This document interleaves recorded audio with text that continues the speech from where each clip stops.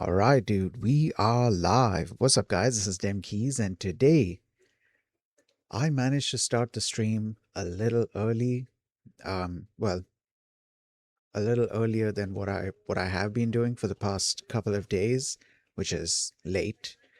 So that's a good thing. I could be earlier.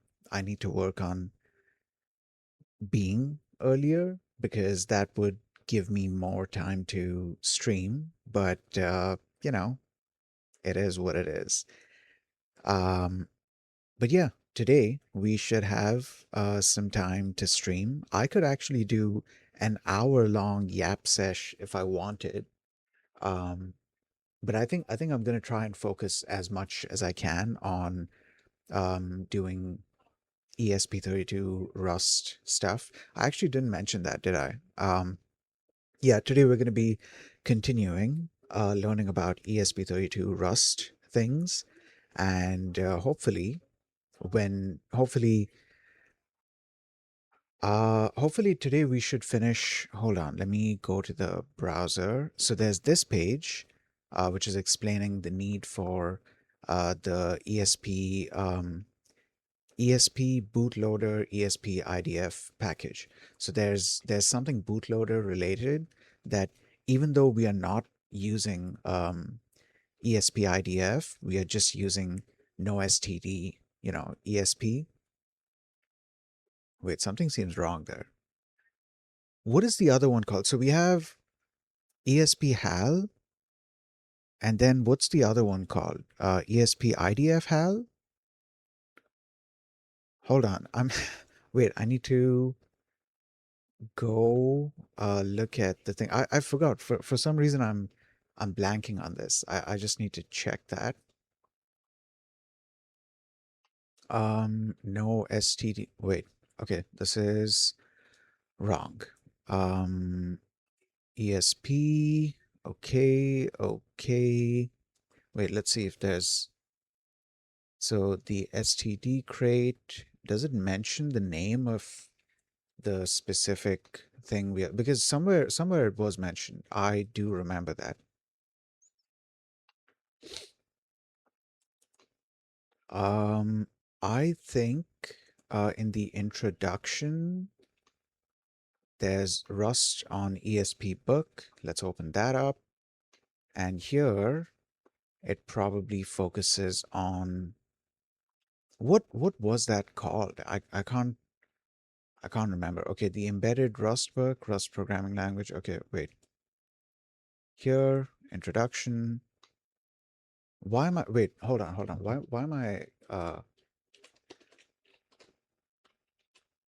am I trying to find this thing? Let me just ask Gemini. Hey, so I'm having trouble remembering. Actually, wait. Um, hey, so I do ESP32 no STD Rust projects.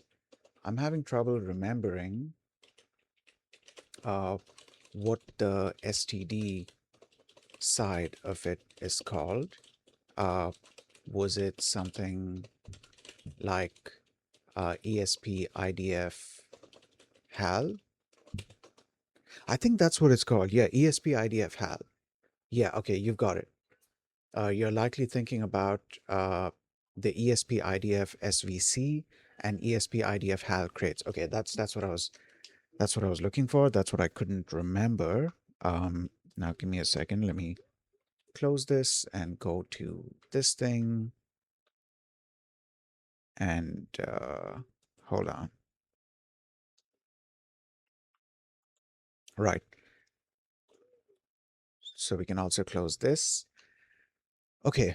So yeah, as I was saying, despite the fact that we are not using ESP IDF HAL in any way, we still need to use this specific package, this specific crate called ESP bootloader IDF, because there's a certain setup that happens that needs to be done. I don't know exactly what the setup is, and I guess that's what we'll be learning about here. And the next chapter is the flashing itself. Initially, I think we're going to be doing the flashing manually, and then later on, we program our config file, or we specify in the config file to use this command along with these arguments when we do cargo run. So further from that point, whenever we do cargo run, it should just run this. So it's going to it's going to flash the device. It's going to flash the binary onto the device, onto the ESP32. And then it's also going to start up a monitoring thing, because of which we can do stuff like print line, for example, and see the output in our terminal, which is great. So once we have finished this, we will officially be ready to move on to practical stuff. And the first practical thing that we'll be doing is PWM. I'm excited. I'm definitely excited.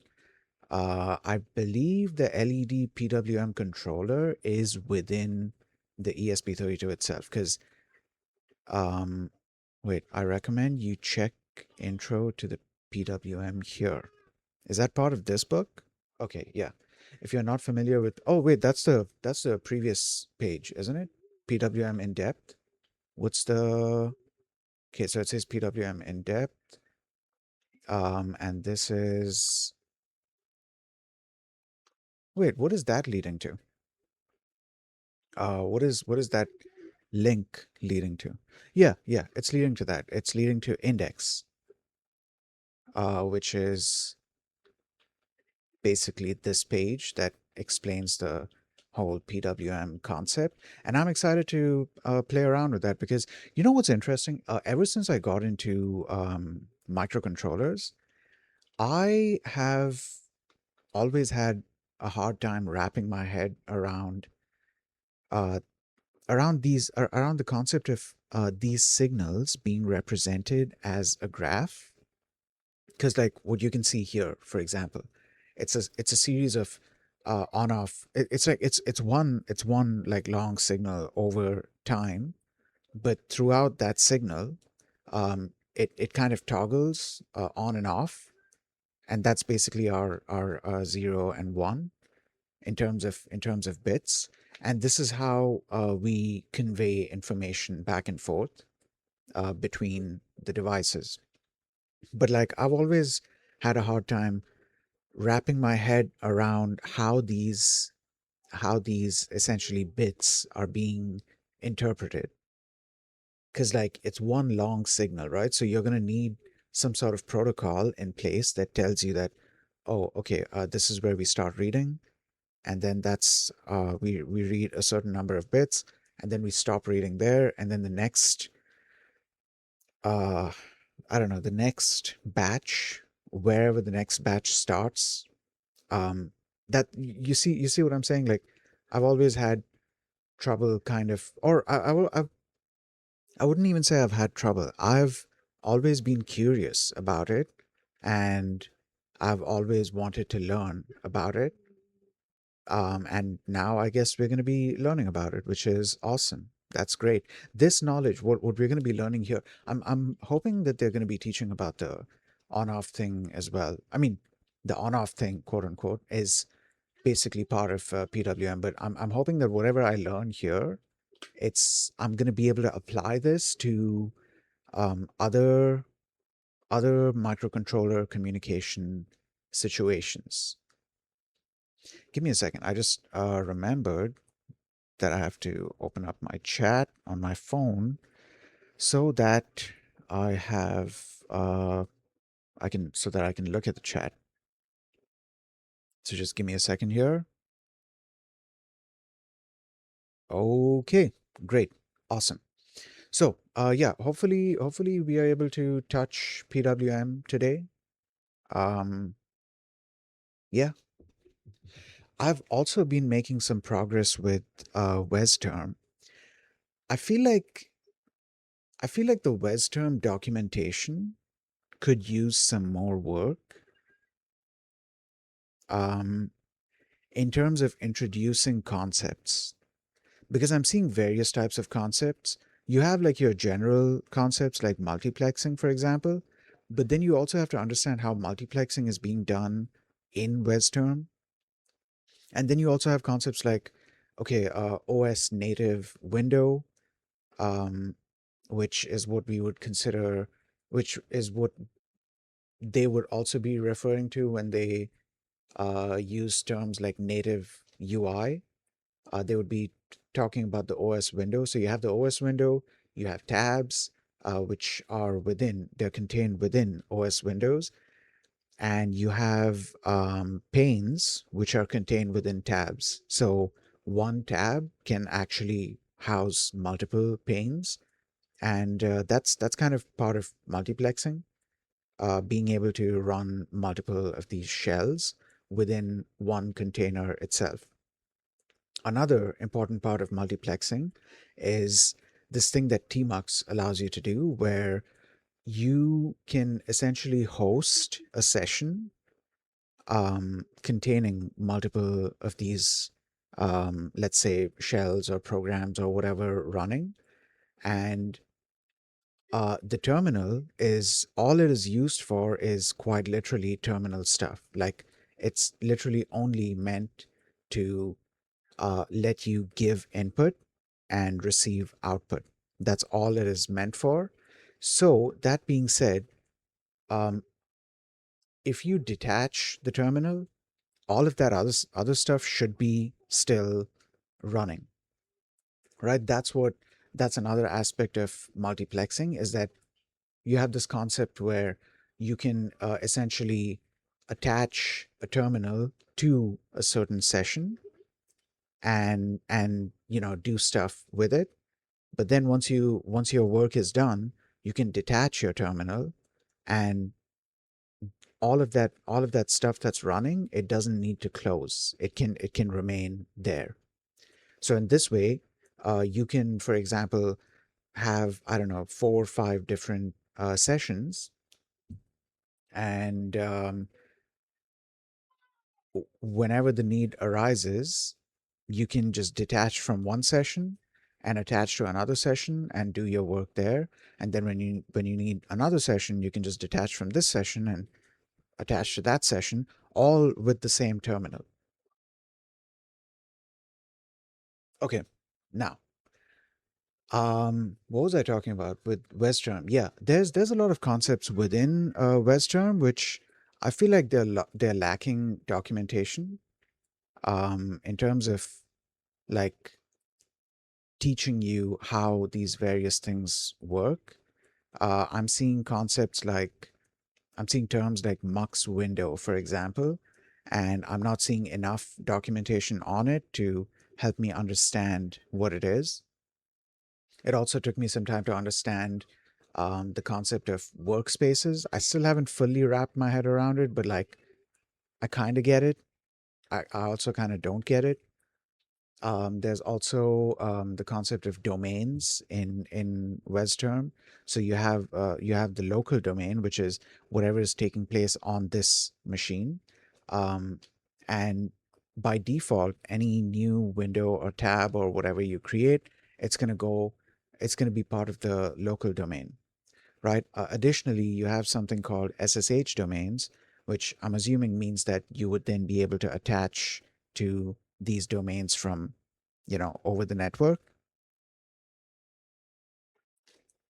And these domains have persistence, so you can like detach from them, and they'll still remain as they are. It's just that there won't be any terminal looking at them. They'll just be processes running in the background, right? Uh, Additionally, you also have Unix domains, which are more meant for like local. So it's basically it's local domains, but with persistence. This is my understanding. This is just what I've understood from it. I'm still exploring it a lot more. There's a whole lot that I need to explore in terms of multiplexing and workspaces and sessions. I haven't understood the concept of sessions in WezTerm. I don't know if sessions and workspaces are like being used interchangeably. I'm not sure, but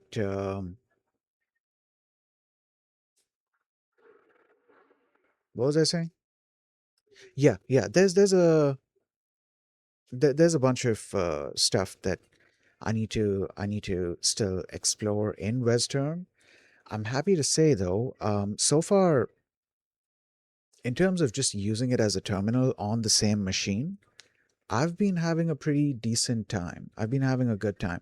I haven't had a whole lot of friction. The terminal, it's one of those things that it just works, and then you can customize it if you want, which I definitely wanted and needed to do. And there's advanced stuff that you can look into if you need it, which I definitely need. Stuff like workspaces, stuff like domains, not just local domains, but Unix domains, so I can have persistence, and SSH domains, so I can attach to, I can create essentially sessions on one machine, and then I can attach to those sessions from another machine. The special thing with WezTerm, at least from what Gemini said, I haven't tested this out myself, but the special thing with WezTerm is that apparently those tabs that you attach to over SSH, I don't know how that whole thing is supposed to work. Like you attach to my assumption is that you attach to the domain, and also kind of, well, not just my assumption, and based on the description that Gemini gave, when you attach to an SSH domain, all of the tabs from that domain, maybe all of the windows too, I'm not sure, but all of the tabs from that domain, they open up in your local window, and they mix with your local tabs. So WezTerm is clever enough to distinguish between local tabs and what do you call it? Local tabs and SSH tabs, and they'll look like native tabs. It's not like you are opening up a shell through uh, by connecting over SSH. The way how I have to do it here, I have to connect over SSH. That opens up a shell. Then through that shell, I attach to a specific tmux session, and then I get whatever you see in the bottom right and in the top right of the screen. Give me a second here.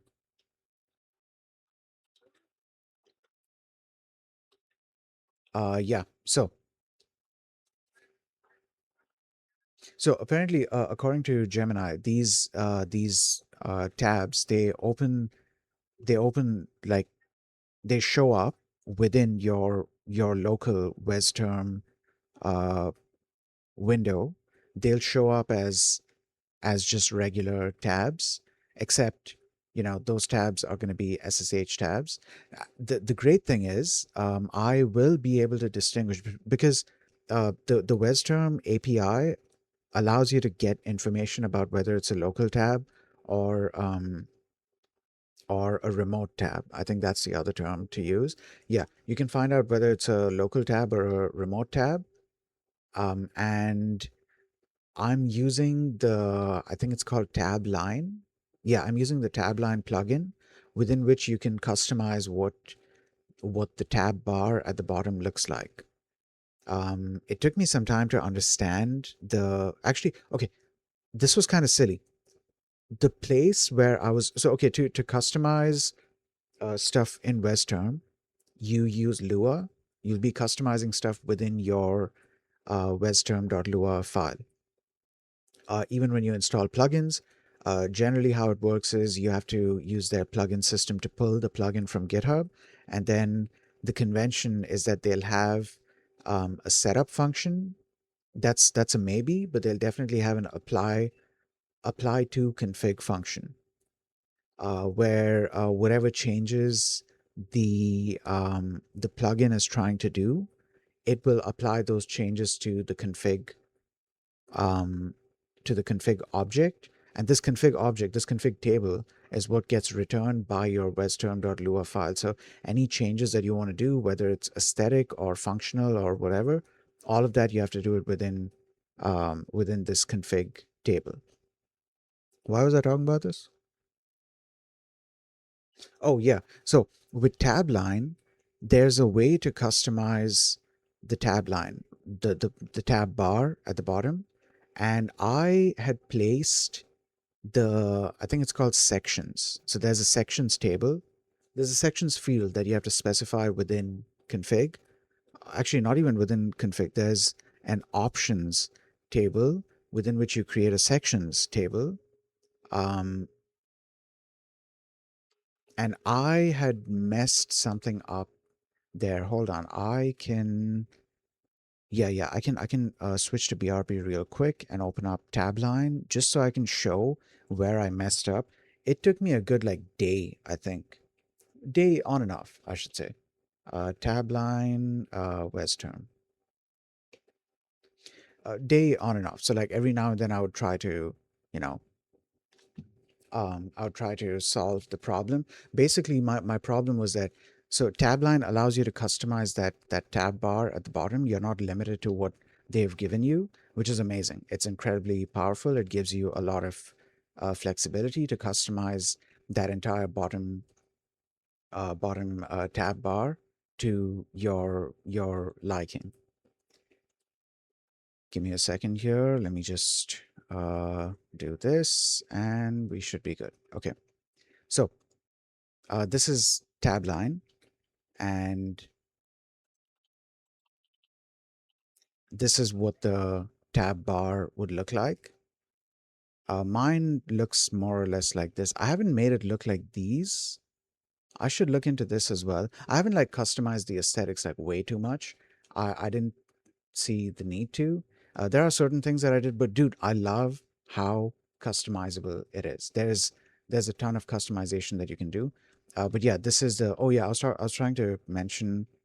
So you are able to customize the bar in this way. You have sections A, B, and C, which you can customize. Then you have the tabs section, and then you have sections X, Y, and Z, which you can also customize. So A, B, and C will be in the bottom left, and X, Y, and Z will be in the bottom right. This is assuming that your tab bar is at the bottom, which in my case it is. If your tab bar is at the top, then it's going to be in the top. All right. Now, you have this setup function that you have to call, and within this function, you create your entire customization. All the customization that you need to do for tabline, you do it in here. Okay. Now, you have two things here. And see, even as I was mentioning the thing to you earlier, I made the same mistake again. So like in here, you specify an options field, and this is basically a table containing a bunch of fields, right? Additionally, you can specify a sections field, and this allows you to customize basically this.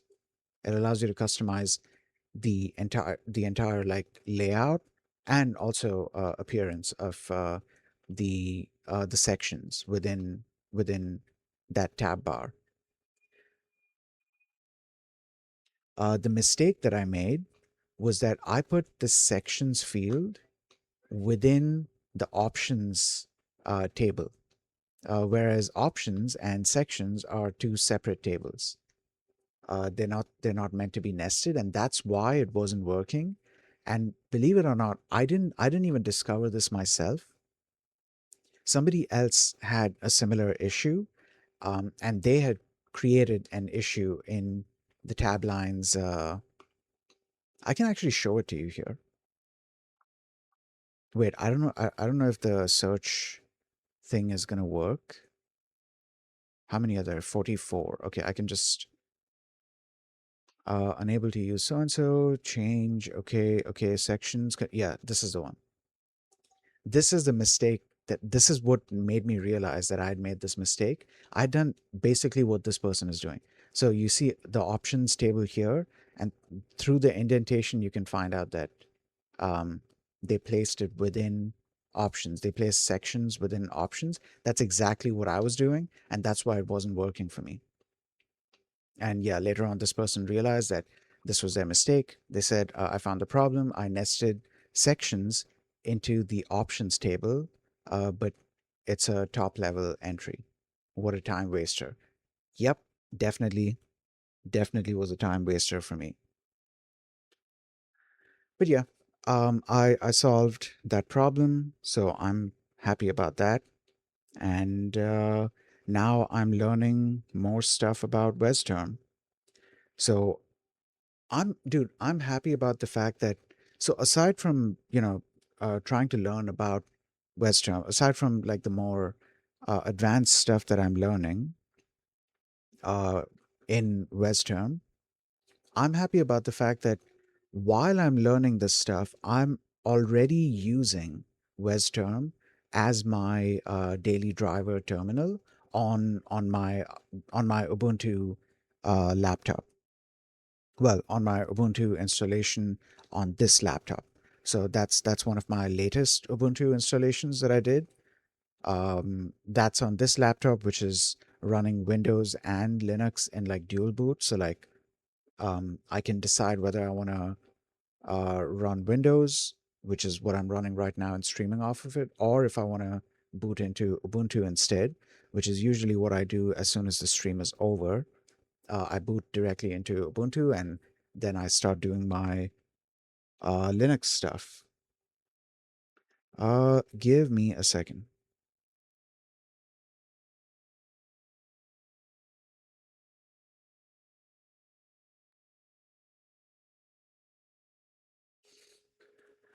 Okay, so um, yeah. So like I was saying, I'm loving the fact that I'm already using what do you call it?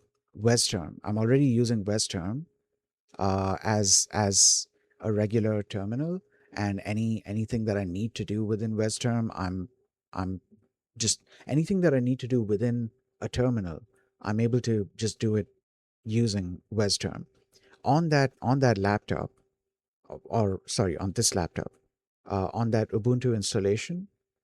I haven't loaded up the Kitty terminal in the past couple of days, and that's telling me that I've already slowly started making the switch from Kitty plus Tmux to WezTerm. Though the plus Tmux part I haven't accomplished yet, because if it's just about replacing the Kitty terminal, I've more or less done that. Um, I can use I can use the WezTerm terminal. I am using WezTerm on that machine now, and I don't need to load up Kitty anymore. The only time that I need to load, the only time that I, well, okay, no, let me rephrase that. I don't need to load up Kitty on that laptop, on this laptop anymore, on that Ubuntu installation anymore. However, I haven't yet figured out the Tmux part. But I mean, to be fair, I could just use Tmux as is on WezTerm. That works. As in, no, I could attach to a tmux session over SSH using WezTerm if I want to, and that works mostly. That works mostly. There are certain things like the image protocol, which just doesn't work in that case. So if there's ever a situation where, Yahtzee, I open up Yahtzee and um, actually, is there something that like for because there is WezTerm support in Yahtzee, though whatever it's using for image protocol communication, um, that is it's not coming through very well. So anytime I open up Yahtzee and I have like an image that I need to preview, so if I like navigate into a directory, let me see if I can show an example here. I don't want to go into the pictures thing because I don't remember what the last screenshots were that I had taken. Um, so I don't want to show anything that I'm not comfortable showing. Do I have any images? I think I do have images in empty directory. Btop. Yeah, that's a good example. So you can see Btop is Actually, I don't know if this is a good example.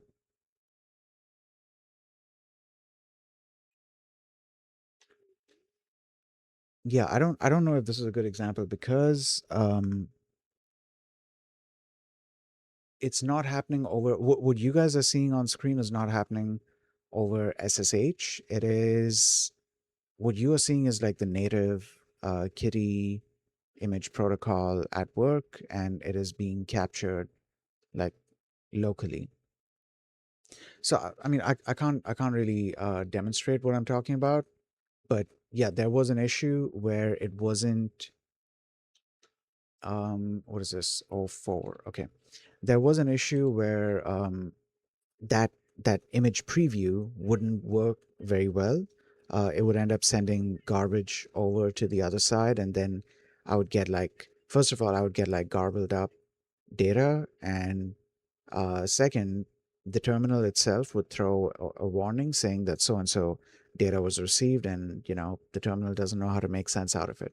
And Gemini did uh, give some solutions to it, but I could use that, but I'm more interested in trying out WezTerm's multiplexing capabilities.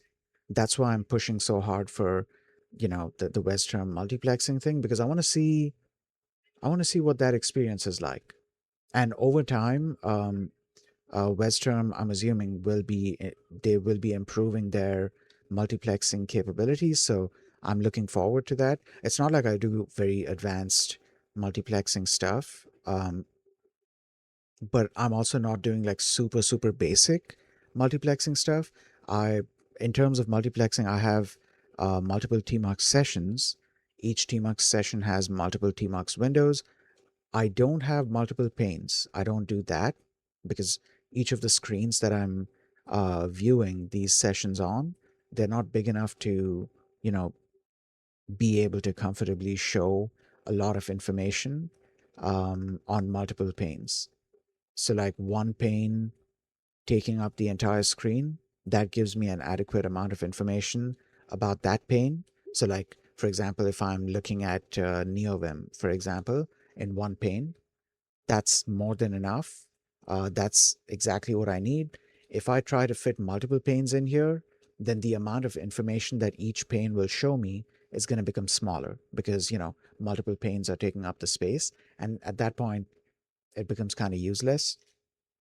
So I don't use the split pane setup, but I do use like multiple tmux windows, multiple tmux sessions, and so on. So I need to be able to recreate all that in okay, recreate those specific things, those specific features. Tmux sessions I need to recreate. Tmux windows I need to recreate. I don't do split pane. I'm pretty sure it's available in WezTerm, but I don't do it. So I don't need to look too much into that. So there's these two things, tmux sessions and tmux windows. I need to make sure that the session persists even after I close the terminal. And once I've established that, once I've set that up, and I've managed to make it work over SSH as well, then I'm officially ready to move on from my Kitty plus tmux workflow. For the time being, though, we are, doing this. And as you can see, well, okay, you can't really see it based on what's being captured, but currently in the bottom right and in the top right of the screen, the specific terminal windows that you see, they are, and even actually, what do you call it? Oh, wait, no, I just realized the reason you can't see any Kitty tabs is because the specific Kitty terminal that I'm capturing right now, the specific Kitty terminal window, the OS window that I'm capturing right now, I haven't opened multiple tabs in that specific window. What I have done is I've split it up into three panes, and that's what you're seeing. You're seeing the matrix rain on the entire left side. In the top right, you're seeing one of the tmux sessions. In the bottom right, you're seeing another tmux session. How long have I been yapping? 35 minutes. You know what? I think that's good enough for a yap session. We can get into this. We can get into our ESP32 stuff. Before the stream, what I did is, because I didn't want to run the build process on a new crate on stream, because there's already like enough of a load on the system while I'm streaming. So I did it off stream. I added the ESP bootloader ESP IDF. I think that's what it's called.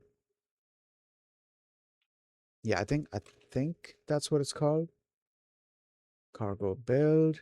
Yeah, ESP bootloader ESP IDF. That's the latest thing that I installed. Oh, another thing I want to show you guys is Zoxide. I installed Zoxide on this machine. I haven't installed EZA. I did start using EZA though. EZA is, let's call it a smarter LS. So with LS, you're able to do something like this. You can do something similar with EZA as well, but you can do even more stuff with EZA. And additionally, you'll get like different types of color coding. You do have color coding to a certain extent with LS as well, but like with EZA, you get an even higher level of it. I haven't even looked into the more advanced stuff of EZA. I doubt I'm going to be looking into advanced stuff, but I kind of like the way we do things in EZA. So I'm going to be exploring that more. Now, Zoxide, check this out. Look at that. You hit ZI, that's Zoxide Interactive, and that opens up this list. Any prior, like let's say, if I let's say I did something like this. I was about to go back. You know what? That's a good test. That's a good test. No. Yeah, let's do that. ESP Proj 04. Now if I do ZI, yeah, I was curious if it would be .ESP Proj 04 or if it would list out the entire path. It listed out the entire path. So now I don't need to do, cd dot so and so, because I know that I have the thing, I've CD'd into it previously, or I've Z'd into it previously, because, Zoxide, Z.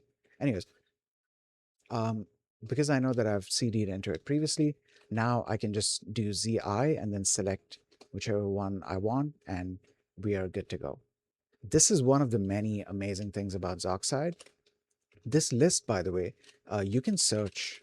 Like if you have, once you, as you CD more and more, or as you Z more and more, your list is going to increase, and it's you'll be able to search. I believe this uses FZF for fuzzy searching, so you can search for the various um, paths that you've visited in the past. You'll also notice a number on the left side of each of these paths.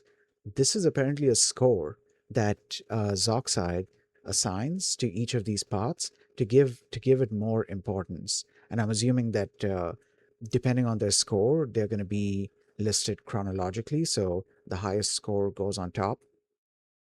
I don't think that's chronological though. Chronological starts from the very first one. I don't think I should call this chronological. Um, I should call this ascending versus descending. In this case, it's descending. It shows it in a descending order, with the highest score being listed on top. So this is great, because if Zoxide knows that there are certain paths that you visit very often, then let's say, for example, I don't know, I CD'd into the home directory by accident, or let's say I killed the pane and the window is gone, the tmux window is gone, and then I created a new tmux window. I can now do zi and get back to the path very quickly. Imagine that, dude. Like this is crazy. And this is just one of the many amazing things about Zoxide. There's also like a very smart, or well, I don't know about very smart, but there is also a smart completion feature kind of thing. I haven't explored that a whole lot, but there is a feature. So it's something like if we do scratch and then tab, or I think it's scratch stuff and then space and then tab. Oh, I haven't CD'd into. Yeah, okay, that's not going to complete unless I actually visit some of these. What we could do then is not not CD. This ESP. Oh, there you go. So in that case, also it shows you an interactive thing. So all you have to do is hit space, and well, now I could just do this, right? How would I go about doing this? How would I go about reproducing this? Let's do Z learning. Yeah. Okay. Okay. That's great. So if it knows that you have visited this path before, so what I did here is I typed Z. Now I'm gonna have to select something here.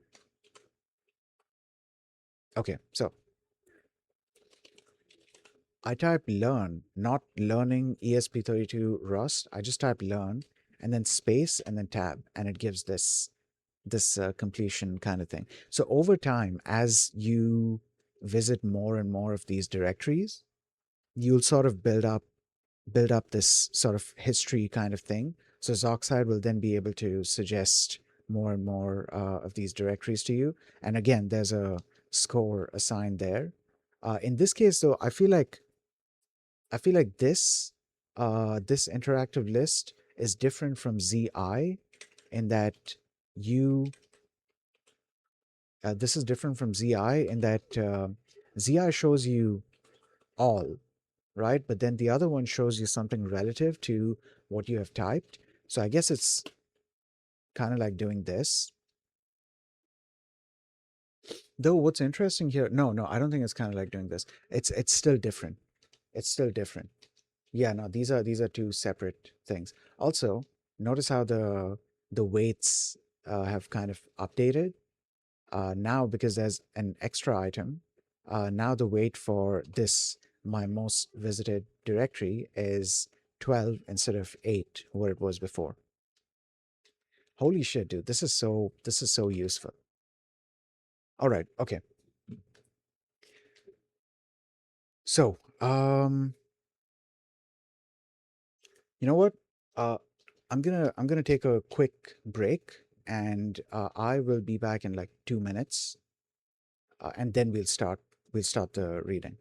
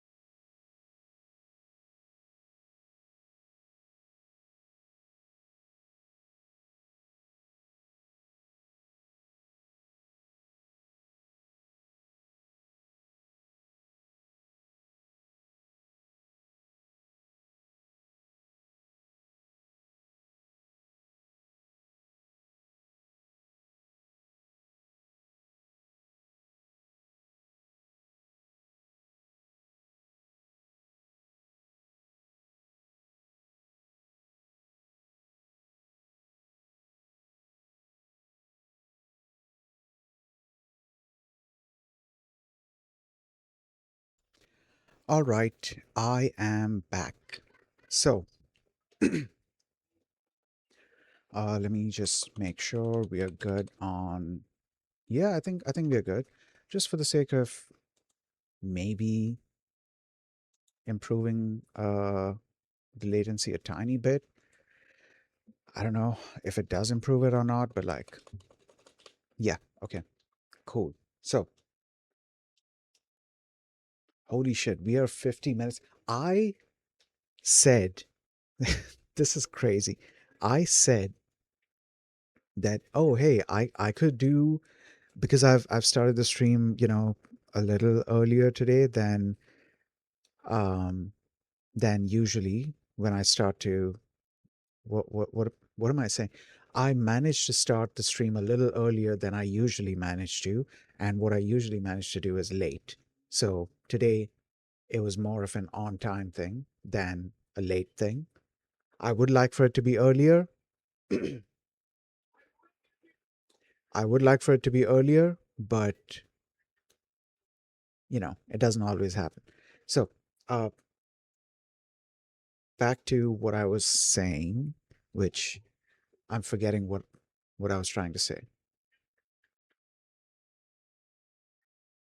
Oh yeah, so I was saying that at the beginning of the stream, I was like, you know what, we could do like a 50-minute yap sesh if I wanted to, because today I've managed to start the stream a little bit earlier, but I'm gonna try and not do that.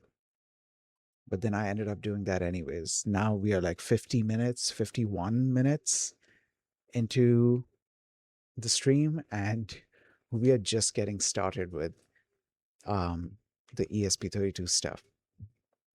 By the way, I actually have an idea for a project that I want to work on. Once I get a little more comfortable with doing ESP32 things, and this is going to involve the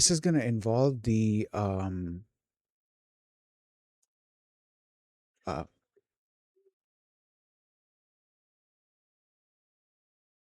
sorry, zoned out. This is going to involve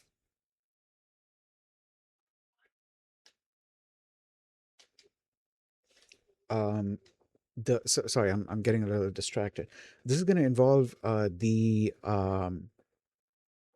various modules that I plan to practice with. One of them is the motor, the DC motor driver modules. Additionally, additionally, I could also do.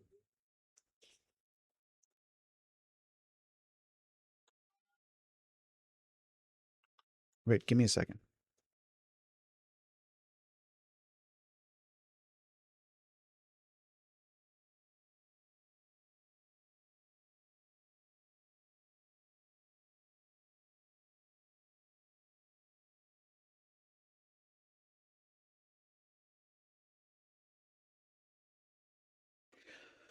Okay, yeah, sorry about that. I was a little too distracted. Now, what was I saying? Oh yeah, so I'm gonna be I have a project in mind, which is gonna be an open source project. Not that it's something super special that nobody can make, or nobody has ever thought about it or whatever, but it's one of my first like serious ESP32 projects. So I'm excited for that, and I want to share it on GitHub.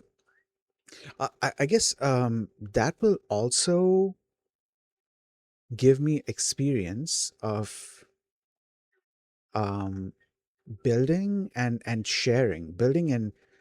publishing slash deploying a project, because it's one of those things like I feel like I should get experience with that kind of stuff. It's one thing to just build something on, a breadboard and know that the thing is going to work. It's another to actually set up the project with, a PCB where you had to solder a bunch of things on and stuff like that, and have it work in that state, and then also be able to publish this.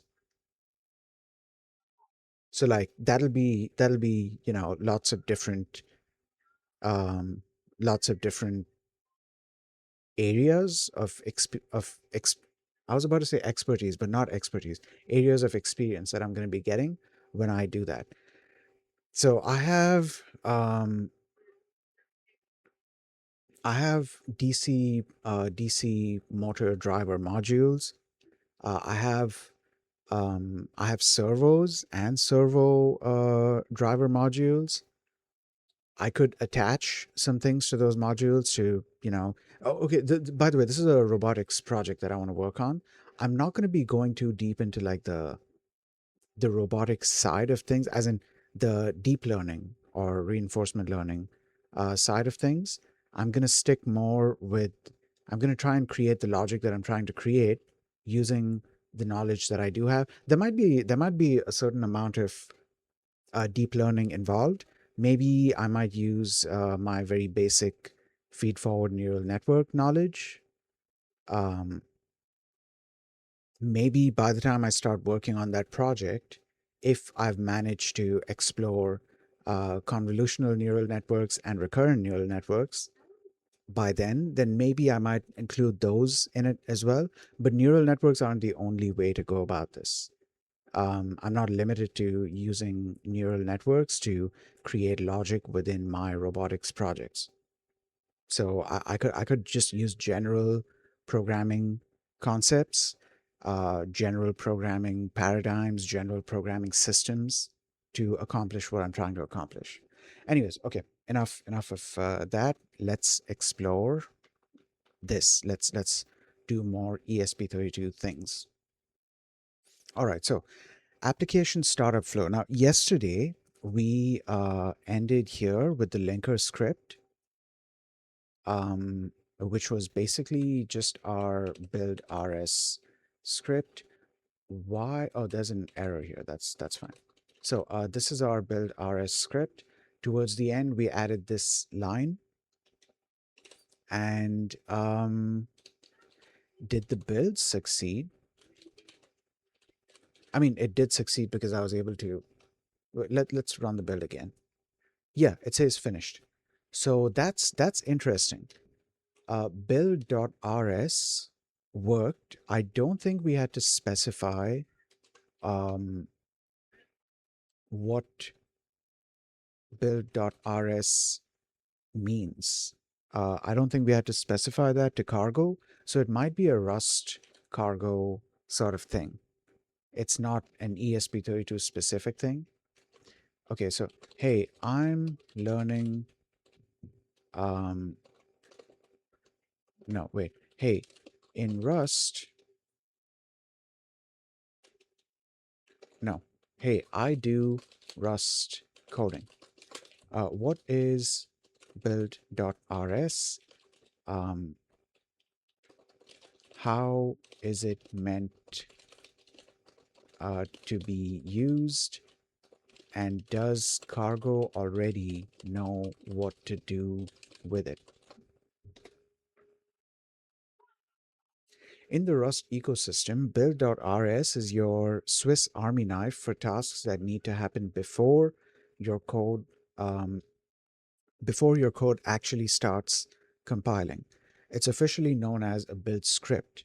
Think of it as a way to tell cargo, hey, before you compile my library, I need you to do some prep work first. Okay, what is build.rs? A build.rs file is a regular Rust file that sits in the root directory of your package next to cargo.toml. You know what I'm interested in finding out is how do we get IntelliSense to work here? Because yesterday when we added the build.rs file, IntelliSense wasn't working.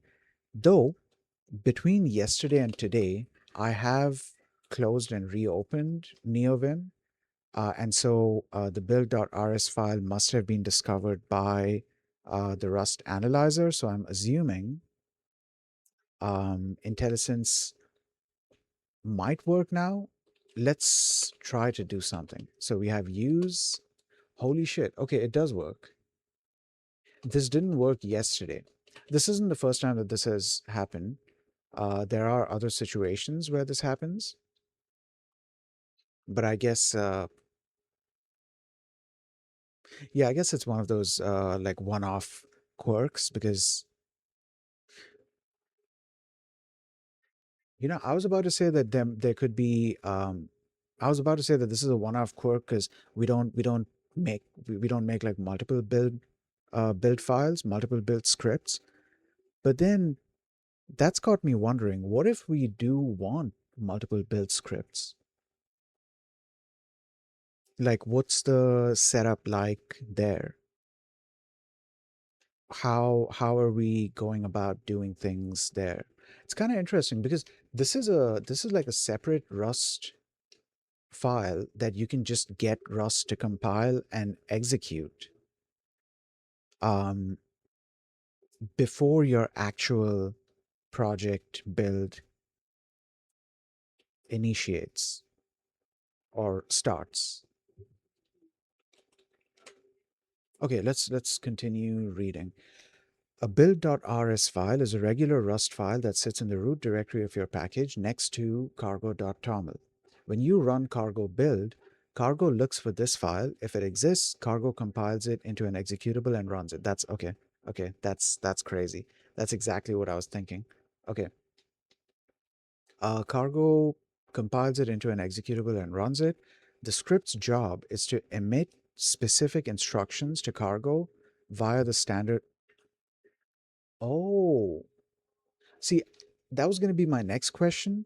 That how exactly are we getting cargo to do stuff based on this? Because my guess was that, okay, this is a build script, so maybe we'll be able to. This is a build script, so maybe we'll be able to, I don't know, move files around or tell it to do certain things or stuff like that. But like, I didn't think about emitting instructions. That's also why it didn't make sense to me why we are doing print line so and so. But I guess this is how we tell cargo that this is what we're supposed to do. The script's job is to emit specific instructions to cargo via the standard output. Okay, how is it meant to be used? You typically use a build script when your Rust code depends on things that aren't purely Rust based or aren't known until compile time. Common use cases include compiling C++ dependencies. If you're wrapping a C library, the build script can compile that C code and link it to your Rust crate. Or code generation, generating Rust code from a schema like protobuf or bond or a database schema. Linking native libraries, telling cargo to find system libraries like OpenSSL or LLVM. Environment detection, checking the OS version or the pres checking the OS version or the presence of certain hardware features to enable specific CFG flags. Does cargo just know what to do? Yes and no. Discovery. Cargo automatically looks for a file named build.rs in the root. If it's there, cargo will run it by default. Execution. Cargo runs the script and listens to what it prints to communicate with cargo. What? No. And listens to what it prints. Prints in double quotes.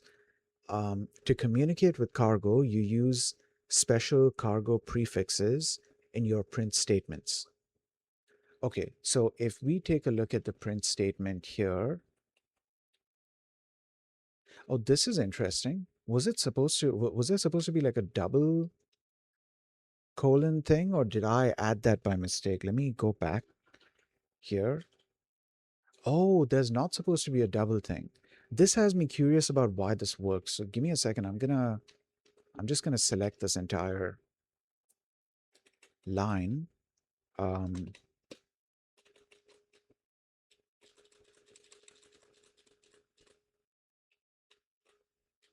okay.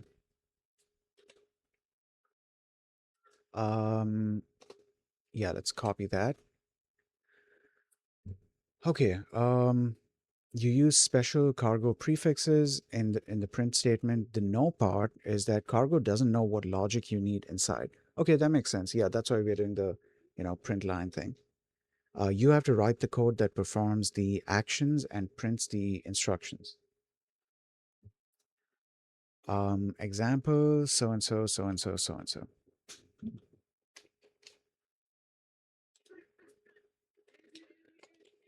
Okay, so I'm doing ESP32 no STD Rust projects. I had to create a build. Well, let me also mention, um, for the sake of practice, I had to create a build script, and in the script, there was the following line. Can you tell me why my double colon was accepted?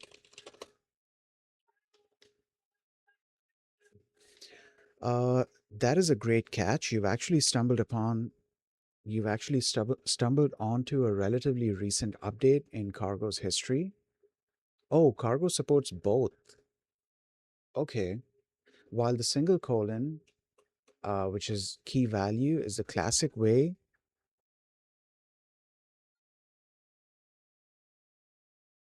Oh, I wasn't even looking at this as a key value pair kind of thing.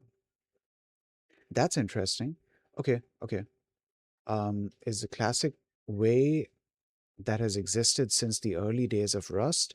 The double colon was officially stabilized in so and so version. Here's why your code worked and why the change happened. The syntax evolution. Originally, Cargo only used a single colon. However, this caused some ambiguity and parsing headaches as the build system became more complex. The transition to double colons aligns with how Rust handles namespaces like stdio. The old style was to use single colon and the new style. Okay, so this is like a new. Is this? Wait, hold on. How do I check this? Let's go to Yahtzee and take a look at this build script. No, even here, even in this build script, it's a single colon. That being said, I guess we've made a discovery here that apparently double colon works as well. So that's great.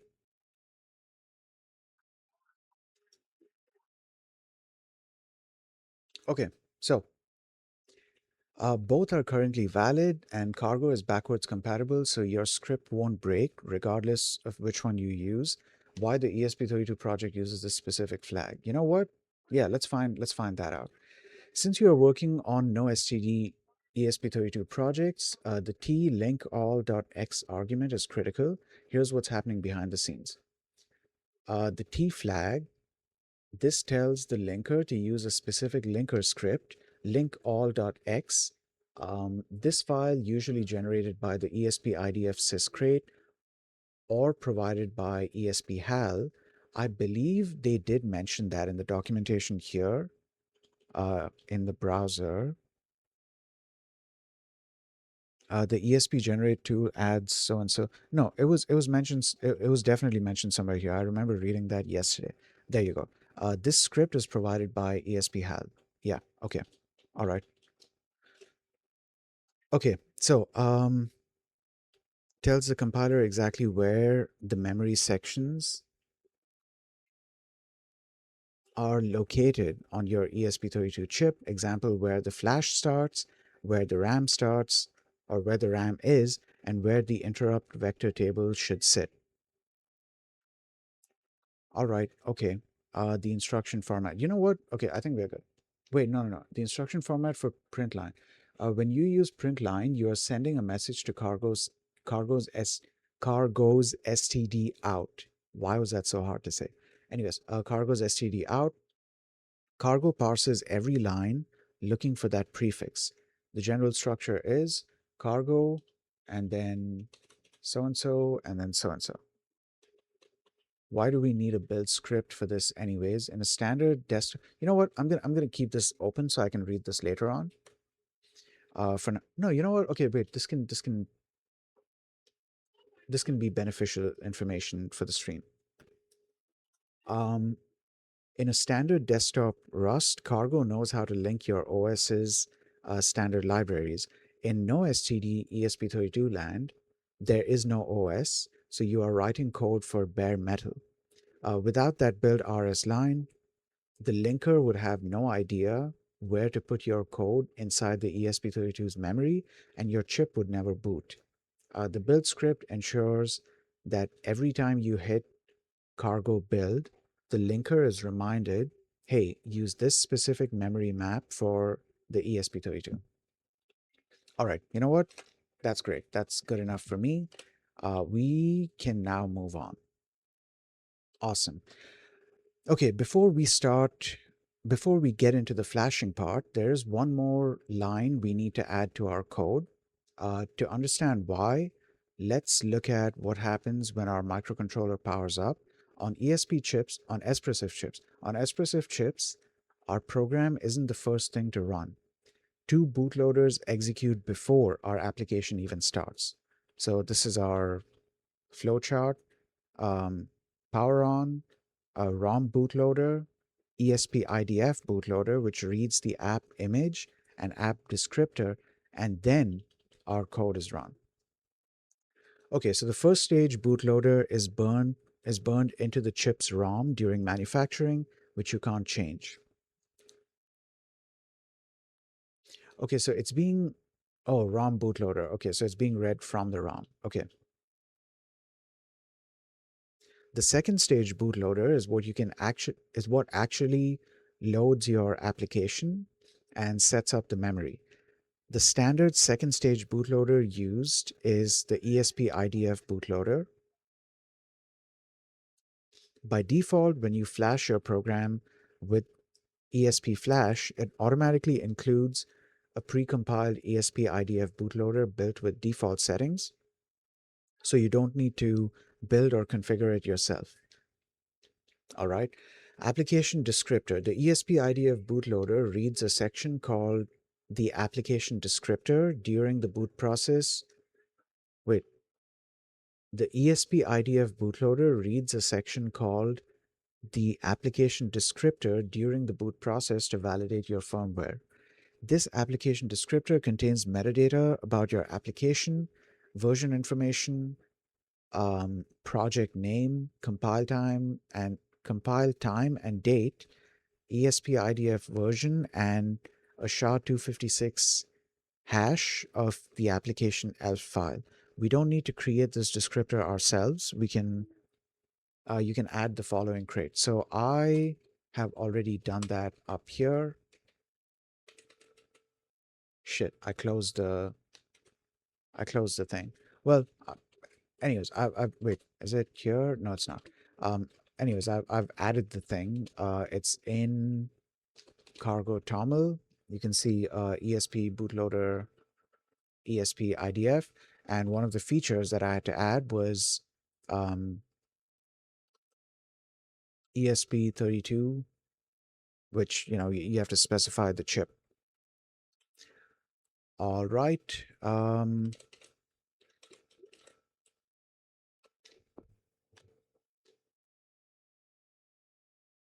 Okay, then add this macro to your main.rs file. It just says add it to the main file, so it's not saying to add it within something. So I guess we can add it here. ESP this, ESP app description. Does this give any information? This macro populates the application descriptor, which is available as a static name, named so-and-so. In most cases, you can just use the no arguments version of this macro. Okay.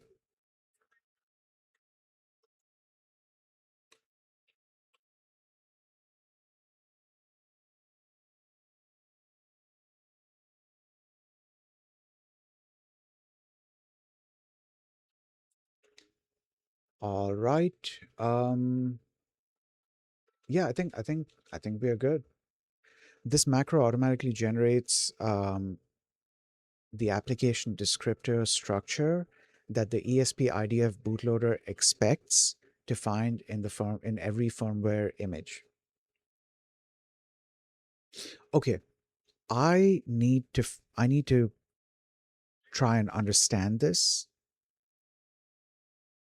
I need to try and understand what's going on here because we have we've got the ROM, right? That can't be changed. But then we have the bootloader, or well, the ESP IDF bootloader. We have the ROM bootloader, which can't be changed. But then we have the ESP IDF bootloader, which technically we are not changing. We are using what's there. But then this is generating an app descriptor that's going to be stored, or whose data is going to be stored in our binaries metadata. And that's all part of the firmware image. At what point is the second stage bootloader being flashed onto the ESP32 to tell it how to read our firmware image? I need to understand this part. I feel like I'll either need to ask Gemini or GitHub Copilot in ESP HAL. Actually, this is not part of ESP HAL. This is a part of ESP IDF bootloader, ESP bootloader ESP IDF. Yeah, it's part of that crate. So maybe I should go and ask that. I should ask Copilot within that repo.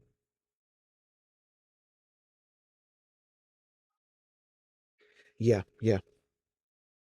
I don't know. Hold on. Let's open up a new conversation here.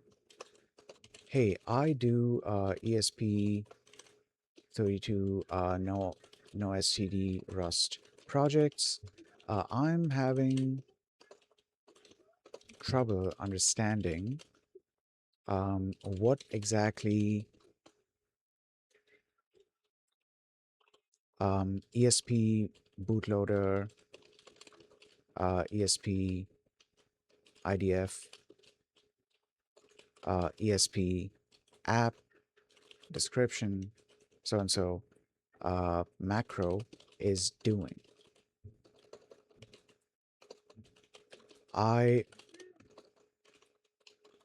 From what I understand,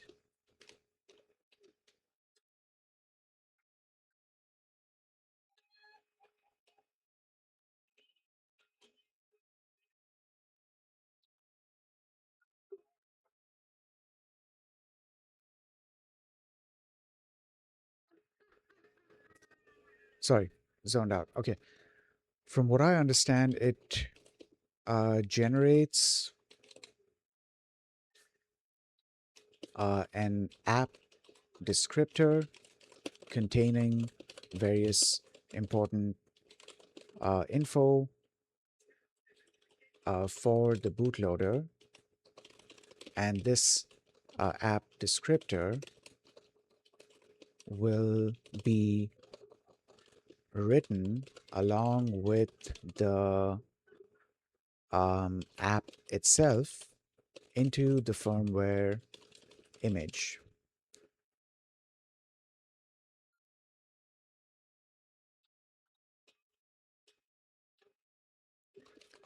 What I don't understand is that at what point does that second stage bootloader actually get loaded into the ESP32? I guess I'm trying to understand what exactly the first stage, so ROM, and second stage ESP IDF bootloaders are doing and how they get there in the first place. The ROM bootloader, I know, gets burned into the chip during manufacturing. Okay, what else? What else? There was one more thing. Yeah, okay. We can ask this question. Okay, it sounds like you're digging into the magic that happens before your main event starts, before your main event starts. In the no STD Rust world, we often take these headers for granted until something goes wrong with a partition table or an OTA update. Dude, I should look into this as well. OTA is over the air, and I'm curious about how we could go about updating the program on the ESP32. I'm assuming over the air means wirelessly. So like I'm curious about how we would go about doing this update wirelessly. That's something that would be something interesting to look into.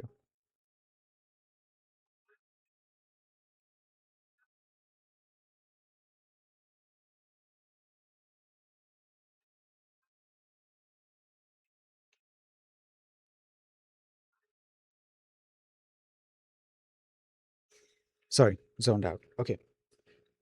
Um, Here's a breakdown of how the ESP32 wakes up and where that ESP app uh, description macro fits into the grand scheme. The boot sequence from silicon to software. The boot process is a relay race. Each stage prepares the hardware for the next. Um, each stage prepares the hardware for the next, more complex stage. The ROM bootloader, the hardware logic, as you noted, this is burned. This is burned into the silicon. When you power on or reset, the CPU starts executing at a specific address in ROM. It checks the strapping pins, GPIO 0, etc., to decide whether to enter download mode, which is for flashing, or SPI boot mode, which is to run your code. Okay, okay, that's interesting. So this controls the flashing as well. In SPI boot mode, it initializes the SPI flash and looks for a second stage bootloader at a specific offset, usually at so and so, so and so, depending on the chip. The second stage bootloader, ESP IDF bootloader, this is the software bootloader. Even in no STD Rust, you are likely flashing a binary blob here, often compiled from ESP IDF. What it does, it reads the partition table, usually at so-and-so address. The hunt, it looks for an app partition. Where does the partition table come from? Hold on, I need to go back.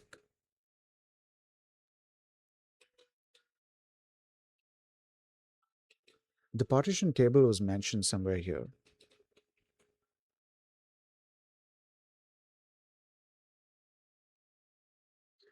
Yeah, no, the partition table was mentioned somewhere over here. Oh, a partition table or so and so. Yeah, okay, that's the only place where it was mentioned.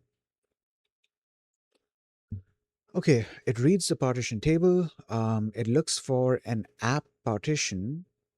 If you have multiple, like OTA, it decides which one to boot based on the OTA data partition.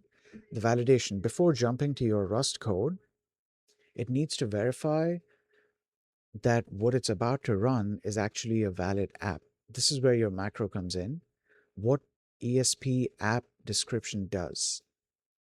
The ESP app description macro generates a specific struct and uses linker attributes to shove it into a dedicated section of your binary. When the ESP32 tools like ESP Flash or ESP tool.py create your final firmware image, they ensure This descriptor is placed at a fixed offset near the beginning of the application binary. The content of the descriptor. The macro populates the following: magic word, a specific, oh, this is like a magic number, I guess. So this is a specific hex value that tells the bootloader, yes, this is a valid ESP IDF compatible app.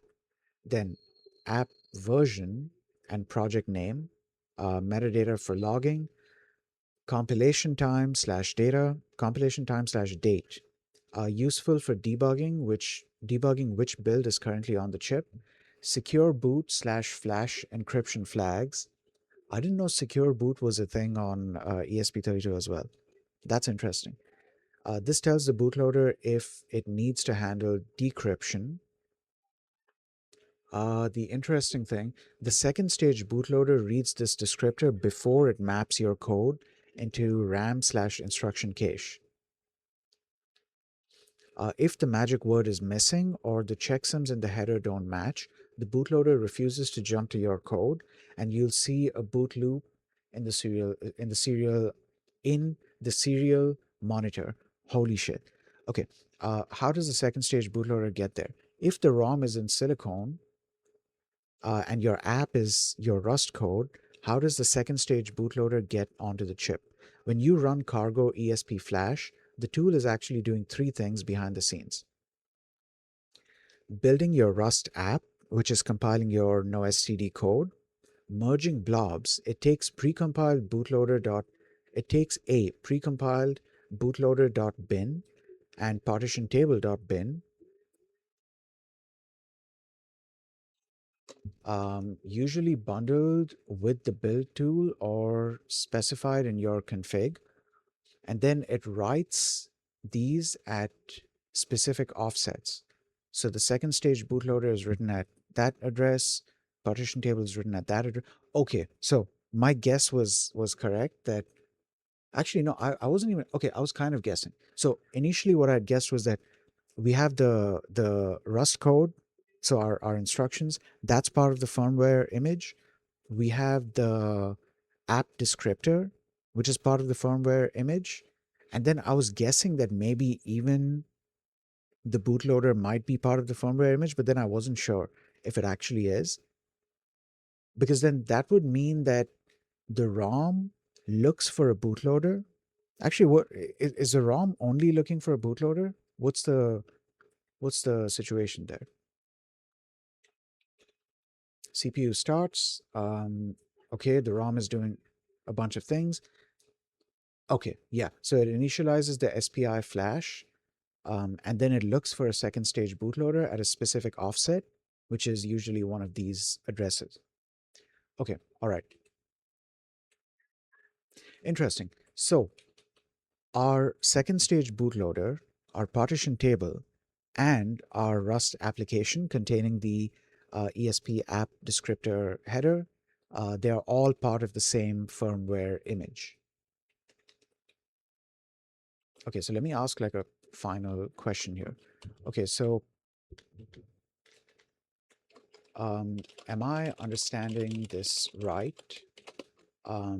All of this is part of the same firmware image, and the ROM bootloader mainly no, and the ROM bootloader looks for um, the ESP IDF bootloader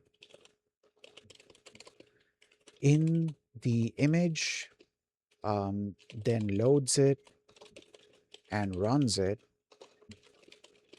and that new bootloader now looks for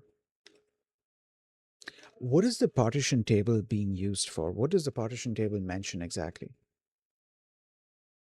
Okay. Looks for the partition table and the Rust code, so it can then load and run Well, load and run it. Also, what is the partition table and what is it being used for?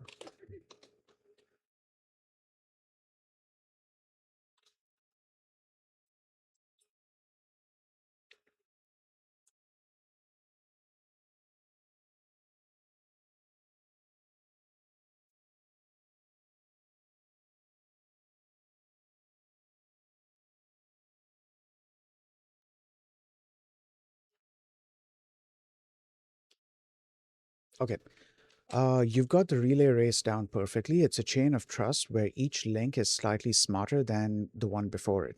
To clarify the image part, while we often call the whole thing a firmware image on the physical flash chip, it is usually laid out as separate blobs at specific addresses. The ROM bootloader is hard coded to look at very specific addresses for that. I just yeah okay hold on. Yeah, I forgot about that.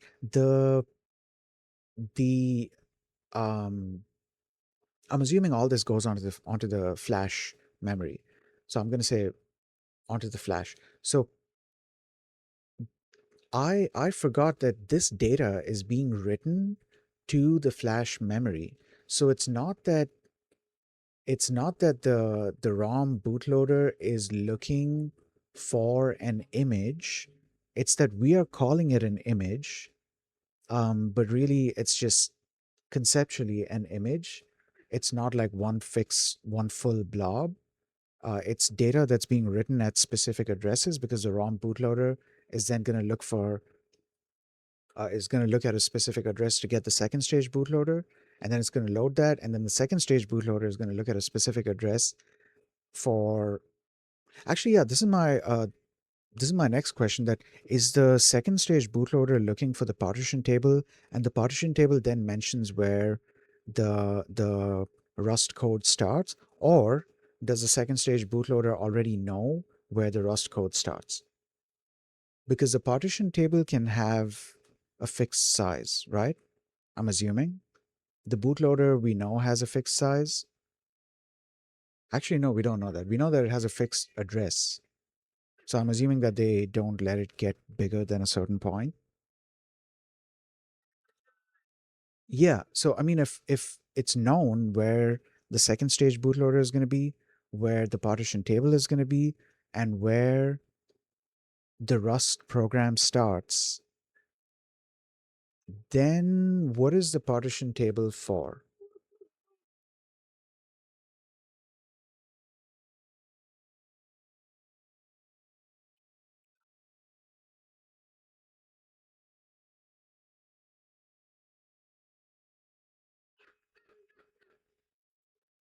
Sorry, zoned out. Okay. Um, to clarify the image part, okay, the ROM bootloader is hard coded to look at a very specific address for that second stage. No, no, let me go back. To clarify the image part, while we often call the whole thing a firmware image on the physical flash chip, it is usually laid out as separate blobs at specific addresses. Okay, yeah, yeah. So my understanding of that was correct. Well, my most latest understanding, my corrected understanding was correct. Okay, the ROM bootloader is hard coded to look at a very specific address for that second stage. The partition table, the map of your flash. In the second stage, if the second stage bootloader is a driver, the partition table is the GPS map. An ESP32 flash chip, usually 4 MB to 16 MB, is just a massive flat sequence of storage. Without a partition table, the bootloader wouldn't know where your Rust code ends and where your data like Wi-Fi credentials or a file system begins. Oh, okay. Okay. Yeah, yeah, okay. That's an interesting way to put it. I was not thinking about the rest of the data. I was only thinking about the instructions of the Rust code. But then the binary itself doesn't only contain the Rust code, it also contains some data. So where does that data go? And I'm guessing the partition table is what tells us where the data section begins, and I'm assuming a couple of other sections as well. Okay, what it contains. This table is a small binary that defines the name, example factory, OTA underscore 0, NVS, storage, etc. The type, is this an executable app or just data? Offset, where in the flash does this section start? And the size, how big is this section? Why do we need it? Over the air updates. This is the most common reason. You might have OTA 0 and OTA 1. The bootloader checks which one is marked as active, reads the app descriptor of that specific partition, and boots it. Wait, so OTA 0 and OTA 1 are two separate binaries? That's interesting. Okay, okay. Then NVS, non-volatile storage. Uh, you need you need a place to save settings, like an SSID, that doesn't get wiped when you flash new new Rust code. Dude, I didn't know that was an option.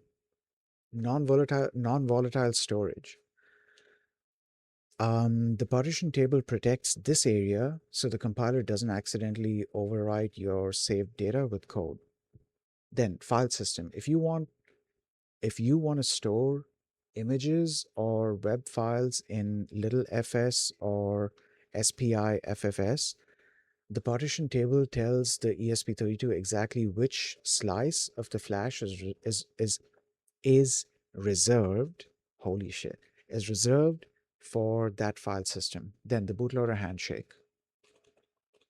Okay, okay. All right, you know what? There's a bunch of more information there, but I think that's satisfactory for me. That has satisfied my curiosity. So we can move on. Flash. Nope. We are not talking to the fastest man. We are not talking about the fastest man alive. We are talking about writing our binary into the microcontroller and running it. To do that, we will use a helpful tool called ESP Flash. There are other tools like probe.rs, but we will stick to ESP Flash for now. That's actually a good. I'm glad that they decided to do that and not go with like the more modern tools, because for someone like me, for example, and also the person who's writing this tutorial, for people who are working with older chips, basically working with extensor processors, dude, you know what? I'm glad that I took the time to understand the various moving parts here and the various details of things. For example, I I wouldn't even know, like there would be so many details missing and so many doubts that I would have if I hadn't taken the time to understand that, okay, the ESP32, like the older ESP32, is running the extensor processor. It's using a processor that's built on the extensor architecture. And then you have newer ESP32s, which are using processors that are built on RISC-V architecture. Like if I didn't know these things, then there would be so many confusions. Is that there would be so many places where I would be confusion, where where I would be confusion. What is going on?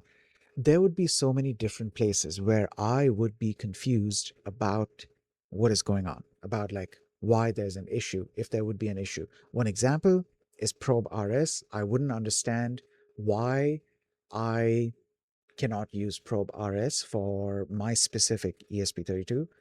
The reason is because probe RS only works with RISC-V processors. It doesn't work with extensor.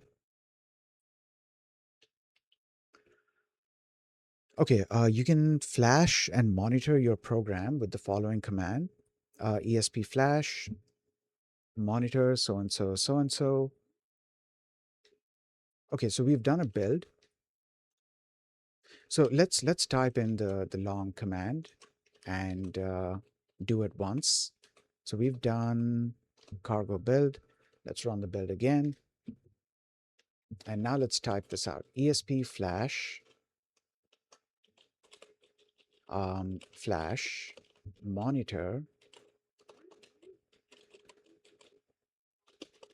chip ESP32 dot slash target slash extensa ESP32 none elf debug st. What did I call it?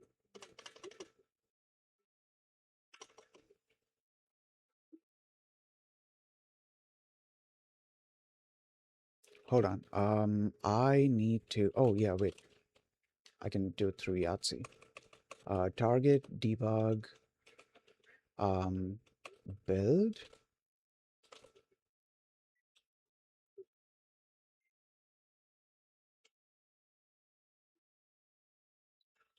Hold on. Target debug.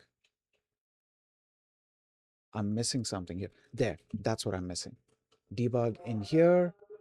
ESP Proj 05. Okay. ESP Proj 05.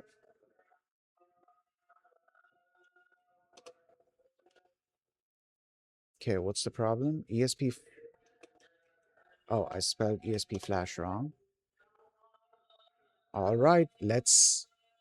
So it's being flashed, and let's see if.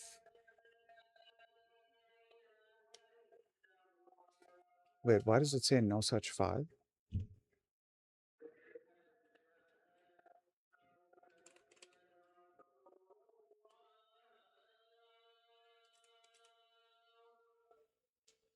Um,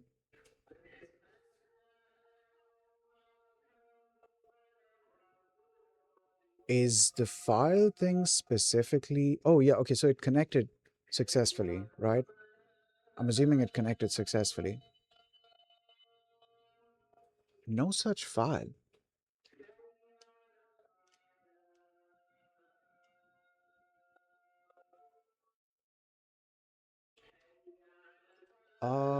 Hold on.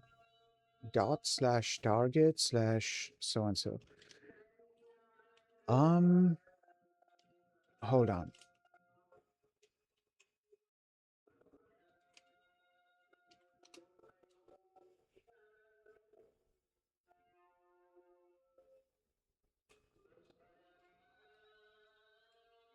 What just happened there? Hold on. Wait. What just happened there? Oh, I tried to do this, and that's why it happened. Okay, okay. Yeah, that came from the copy buffer. Ignore that. Uh, we need to find out why this is not working. Oh, the directory doesn't exist. I typed else, not elf. All right, let's try that again. Hopefully I haven't made any other. Oh, there it is. Okay, okay.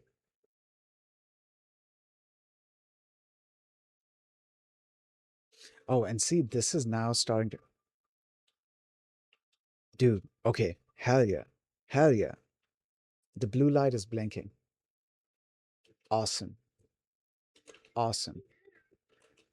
Um, Also, now this is making sense. The partition table thing. Now this is making sense. Slowly, a bunch of other things are going to start to make sense to me as well. Also, the addresses that were mentioned. These are the addresses that were being mentioned for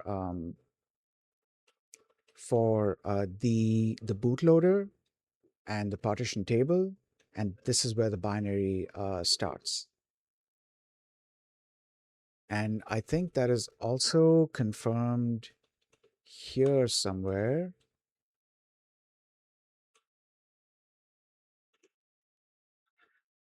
It was mentioned somewhere over here. I can't remember where. Oh, wait. Okay, so this says skipped checksum matches. This also says skip checksum matches. I'm guessing maybe it didn't rewrite. Or did it rewrite? No, maybe it didn't rewrite this because it's the exact same thing, which is kind of interesting. So it does a checksum check. Oh, you know what I should do?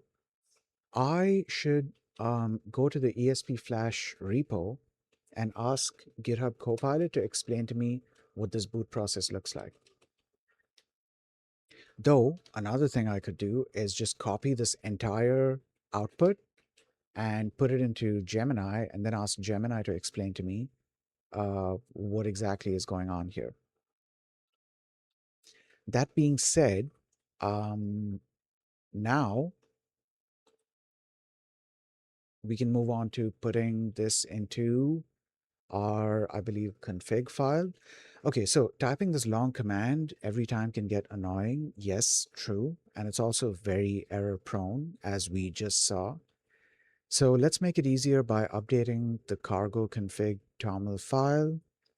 We can tell cargo to use ESP Flash automatically when we run cargo run. All right, let's do that. So we have our thing here. Does it go at the top or just about anywhere is fine? I'm not sure. I haven't taken the time to learn um, Tamil completely, so I don't know if it makes a difference. Okay, runner equals ESP flash monitor chip ESP32. The interesting thing is it knows where to get the binary from. And I'm assuming this is after the build. So I'm wondering if there's a similar logic being followed when you do cargo run, because cargo run, and this is just my assumption, when you do cargo run in a regular x86 application, even in the regular x86 application, cargo run knows where to run this thing from. And usually, I'm assuming it runs it from target and then, whatever. I think in that case it directly jumps to debug. I don't know for sure. We can check. Let's come here. This is an x86 app. Yeah. It's directly debug and then here. So usually it knows that it's supposed to start from here. I'm assuming when we specify a target, maybe it then looks for a target. Maybe it looks for a folder with the name of that target, and then it looks for the debug folder inside that, and there it finds the binary. Yeah, I'm assuming that's the case. Okay. All right. So, I think we should be good. Let me just make sure I didn't mess up anything in like the spelling. Okay. All right. So we should be good here. Let's exit this.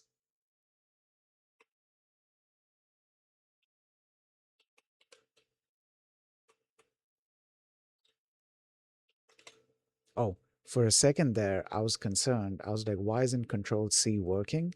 Give me a second. Yeah, for a second there, I was like, why isn't...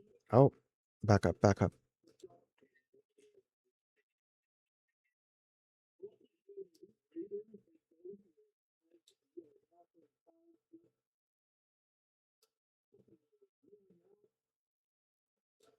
Okay, yeah. For a second there, I was concerned, and I was like, why is Control C not working? But it turned out I was hitting Control V. And that's why it didn't work. Okay, that being said, cargo run release. Oh shit, it's gonna recompile again. Wait, is this gonna put a load on the system? Should I freeze the thing for a little bit?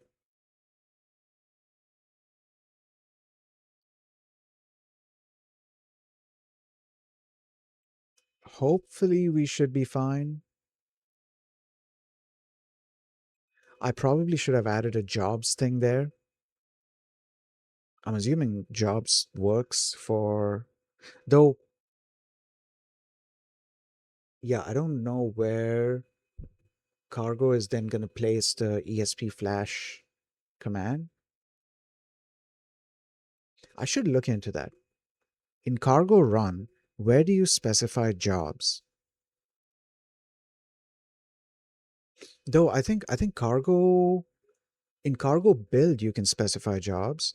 I don't know if you do specify it in cargo run and then it just kind of goes the arguments get passed to cargo build. Okay, well our build succeeded. Uh, Flashing succeeded as well, and we are good to go.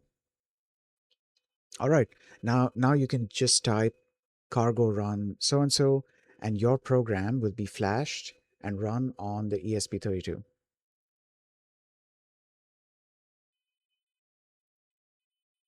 Hold on, I need to freeze this window for a little bit, especially because we're going to be doing a bunch more reading, so I don't think it's necessary to watch the matrix rain. Another thing I can do is I can make this window bigger because now we're going to be reading about PWM.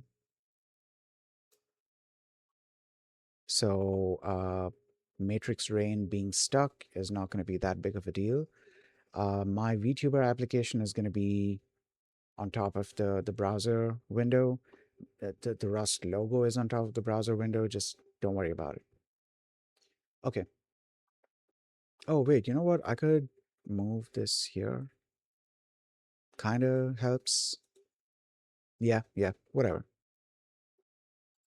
We could also make this a little smaller so that nah, nah.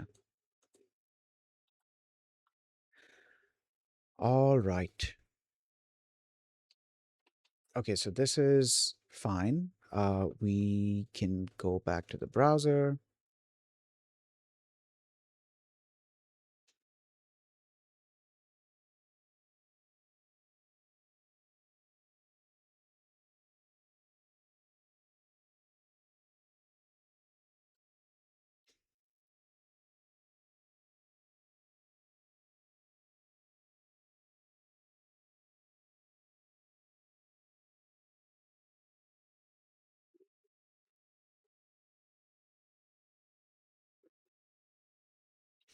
Sorry, zoned out. Okay. Um, Now you can just type cargo run release and your program will be flashed and run on the ESP32.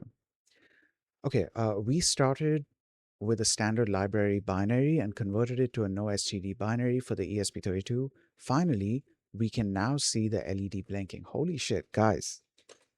We almost recreated the boilerplate stuff, at least in the main.rs file. We have officially recreated almost all of the boilerplate stuff. That's crazy. And like now I have a better understanding of why we are doing the things that we are doing. So like I'm gonna know what I mean. I'm not gonna have to type out any of this boilerplate code.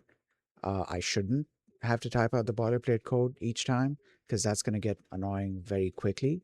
But the fact that we did this from scratch, this has been educational. This has definitely taught me that, what these various moving parts do.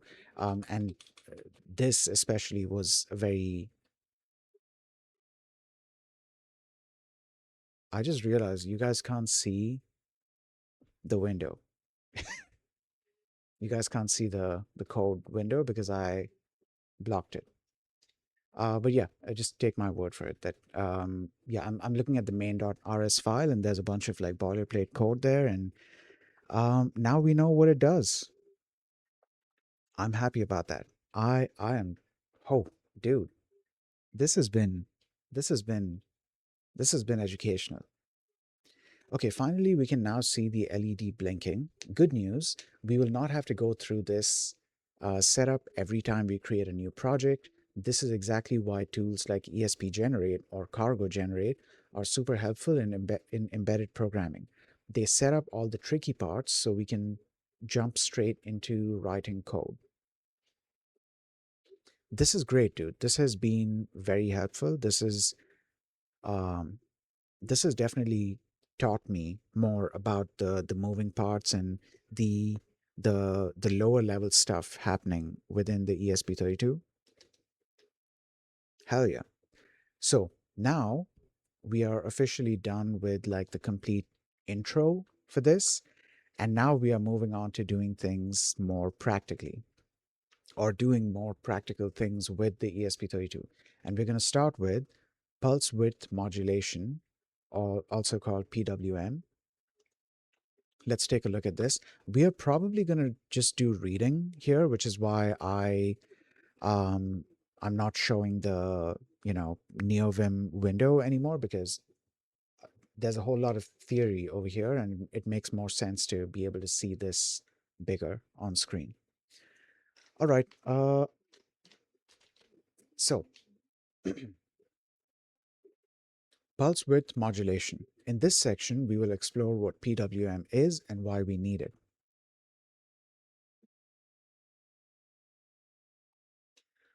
All right, digital versus analog. Hold on, let me just confirm that you guys are able to see this. Yes, you are.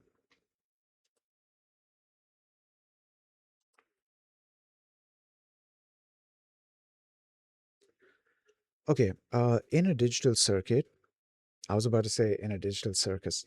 Okay, in a digital circuit, signals are either high, such as 5 volts or 3.3 volts, or low, which is 0 volts, with no in between values. These two distinct states make digital signals ideal for computers and digital devices, as they're easy to store, read, and transmit without losing accuracy. Analog signals, however, can vary continuously within a range, allowing for any value between a high and low voltage.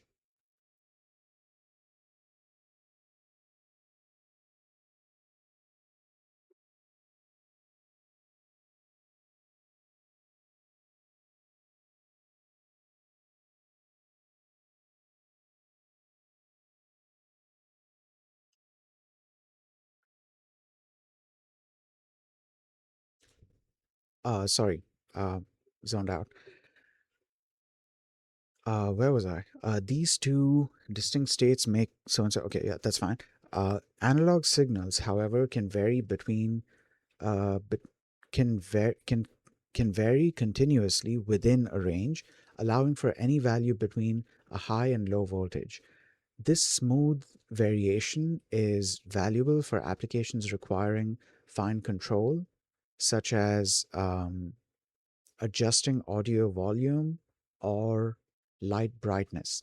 Devices like servo motors and LEDs for dimming effect often need precise control over voltage, more precise control over voltage, which analog signals provide through their continuous range. Microcontrollers use PWM to bridge this gap. I need to read that again. Devices like so and so often need gradual, precise control over voltage, which analog signals analog signals provide more precise control over the voltage through their continuous range. And microcontrollers basically bridge this gap using PWM. Now, what is PWM? PWM stands for Pulse Width Modulation. Um, PWM stands for Pulse Width Modulation, creates an analog-like signal by rapidly pulsing a digital signal on and off. The average output voltage, controlled by adjusting the pulse's high duration or duty cycle, can simulate a continuous analog level. I need to read that again. Pulse width modulation creates an analog-like signal by rapidly pulsing a digital signal on or off, the average output voltage controlled by adjusting the pulse's high duration or duty cycle, the pulse's high duration or duty cycle can simulate a continuous analog voltage. Wait, that's interesting. How does that, so then is the PWM basically just a digital pin that's outputting signals in in a way that that makes it appear as an analog signal? Like, what's going on there? Okay, let's continue reading. Wait, 10% duty cycles. So I'm assuming 10% is the high, 50% duty cycles is okay, and then 100% duty cycle is on. And this is interesting. So this is not flickering.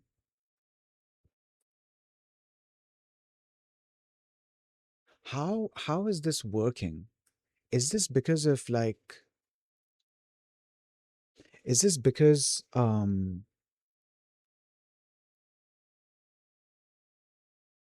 the LED requires, or because of the way that electricity works, like the thing has to be continuously powered for a certain amount of time in order to actually, appear on, or in order for there to be an effect, it has to be powered for a certain duration of time. It has to receive that signal for a certain duration of time over and over again.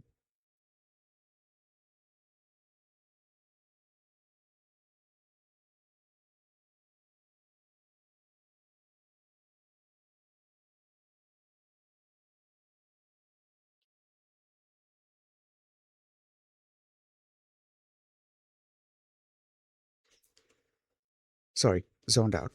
So, like, am I assuming this? Am I like getting this right? Because this is a part of analog electronics that I never actually explored. It was, and like some parts of this I kind of got it through simple LED circuits, but it never really made sense to me why um it never really made sense to me why you always require um a resistor, even if it's like a very tiny resistor. You always require a resistor, otherwise you'll burn the thing out. I'm not sure if I'm explaining that very well, because in my mind I made that connection. I'm just not sure how to explain that.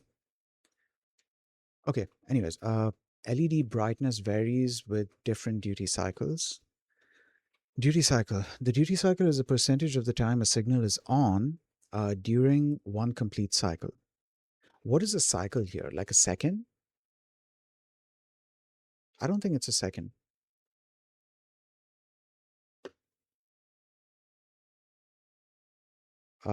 Give me a second here. That's a second. Actually, even that's not going to be a second. But like, give me a second here. Okay. All right. For example, 100% duty cycle means the signal is always on. A 50% duty cycle means the signal is on half the time and off half the time. 0% means it's off all the time. Here is an interactive simulation. Use the sliders to adjust the duty cycle and frequency and watch how the pulse width and LED brightness change. The upper part of the square wave represents when the signal is high, so on, and the lower part represents when the signal is off.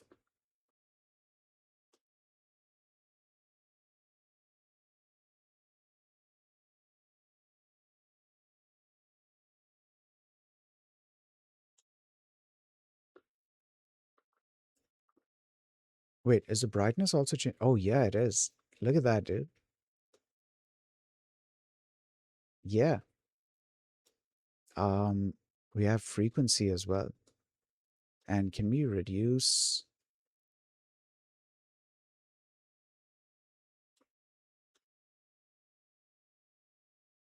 That's interesting. So let's say we have a 5% duty cycle or even a 10% duty cycle, and then we increase. That doesn't seem to increase the brightness. I need to understand how this is affecting, because this is still giving a high thing, right? But it's giving that high signal for a very small amount of time. And then when the next cycle starts, it gives a high signal again for a very small amount of time. And then again, and then again, and then again.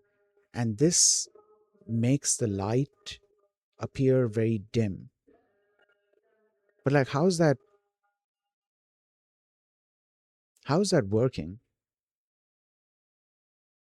Because like, what happens during the remaining 90% of the cycle?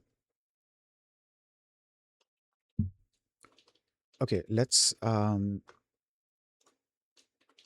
continue reading this. If you change the duty cycle from low to high and high to low in the simulation, you should notice the LED kind of giving a dimming effect. Yep. Okay. Okay, period and frequency. Period is the total time for one on-off cycle to be complete. Period is the total time for one on-off cycle to be complete.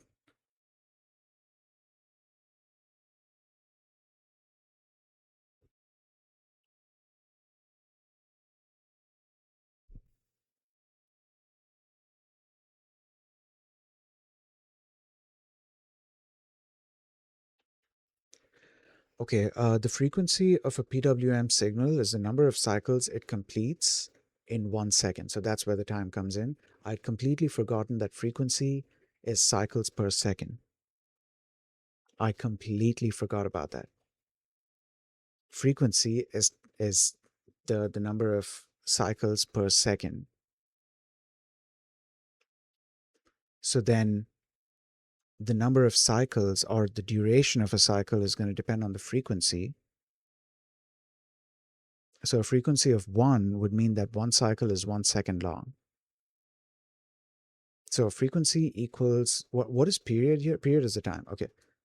Frequency equals 1 divided by the period. The period is the time, isn't it? Period in seconds. Yeah. Okay. Okay. So if the period is 1 second, then the frequency will be 1 hertz. For example, if the period is 20 milliseconds, then wait, if the period is 20 milliseconds, oh, you know what? I didn't even think about shrinking the time below 1 second. Yeah, yeah. Okay. Then the frequency will be 50 hertz. Okay. Calculating cycle count from frequency per second. Yeah, that's what I was talking about earlier. Though, yeah, it depends on the number of seconds and also the frequency. Yeah, because frequency is the number of cycles per second. So then if you have, depending on how many cycles, depending on how how many seconds you have and what the frequency is, you can determine what the total cycle. This is a total cycle count. Okay. Yeah, yeah. Then you would be doing total time. If a PWM signal has a frequency of 50 hertz, it means it completes 50 cycles in 1 second. In the next chapter, we'll go in depth into the PWM and timer.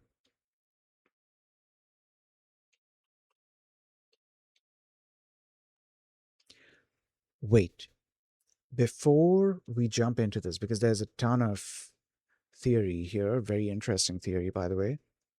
Um, there's a ton of theory in here.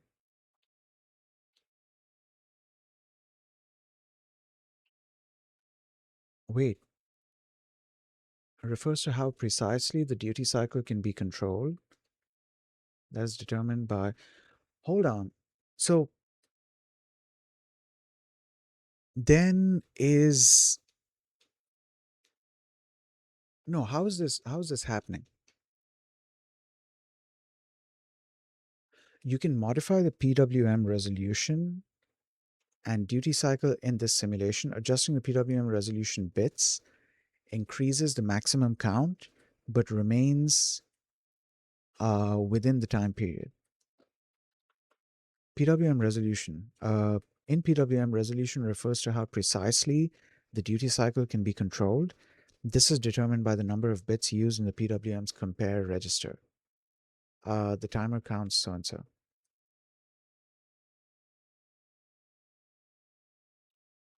No, I'm confused about how this sawtooth wave comes in, because this makes it a lot more analog.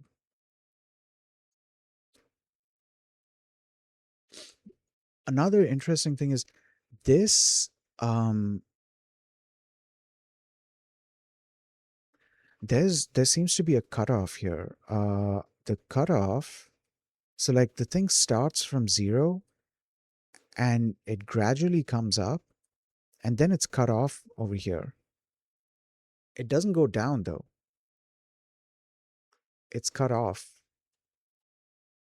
And then from here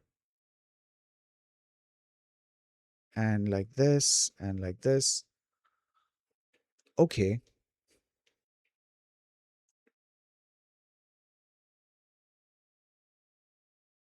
Yeah, no, hold up, hold up. I need to ask Gemini about this. I need to understand how that is working. Or,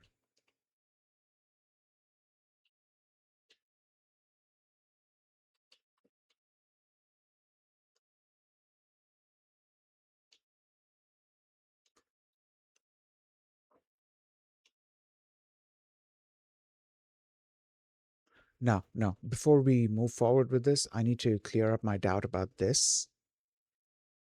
Yeah, I can't move forward until I understand what's going on here. And I guess to a certain extent, we might also get to learn the analog side of things, because I need to understand like how this is working. Let's say we are talking about a 1 hertz frequency and it's 1 cycle. Do we see anything in 1 cycle? I don't think so. Hold on. Where's this thing? Frequency. Um, are we down to 1? We are down to 1. This is 1. Okay, we do see. Yes, even in 1, we definitely see it. So what I need to understand is how throughout this 1 second, let's assume, you know, the frequency is 1 second. Time hasn't been mentioned here. So like, how are we determining how long this signal is? I'm not sure.